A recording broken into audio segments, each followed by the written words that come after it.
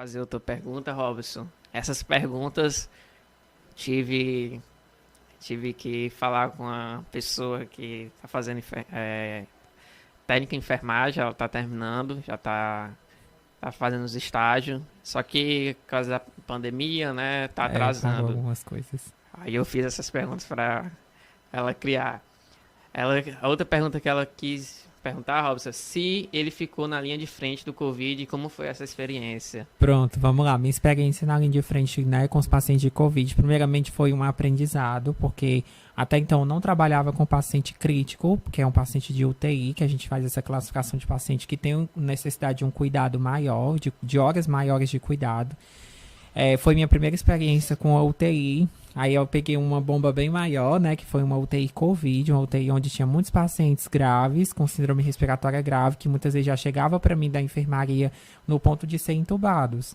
Então, assim, foi difícil. A primeira dificuldade, assim, a primeira palavra que eu tenho para colocar que foi difícil. Foi um aprendizado, mas ao mesmo tempo teve dificuldade. Eu tive que estar ali sempre acompanhando, sempre tendo aquele desejo de aprender. Tanto que tinha algumas rotinas da UTI que eu não conhecia, eu tive que ser a sombra da minha coordenadora da UTI. Eu disse para ela, eu estou aqui para somar com a equipe, porém, você tem que ter a ciência de que eu não tenho experiência com paciente crítico. E ela disse de imediato, ela disse, não se preocupe, que tudo que eu tiver que fazer para você se sentir à vontade aqui dentro da UTI, eu vou lhe ajudar. Tanto que a minha UTI, que a UTI foi uma UTI que foi formada dentro do centro cirúrgico, que era o meu serviço.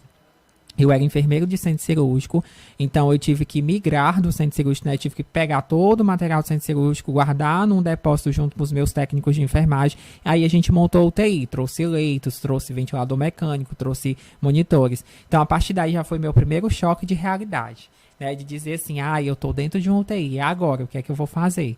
Porque assim, começava um paciente, começava a complicar, tinha que entubar, tinha que correr para fazer medicação, fazer material, né? Colocar material para entubar aquele paciente. Então foi uma dificuldade muito grande. Mas hoje eu louvo ao Senhor, porque foi um aprendizado.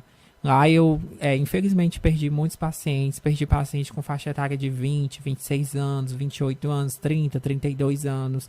Pacientes jovens que tinham, no máximo, a comorbidade era acima do peso.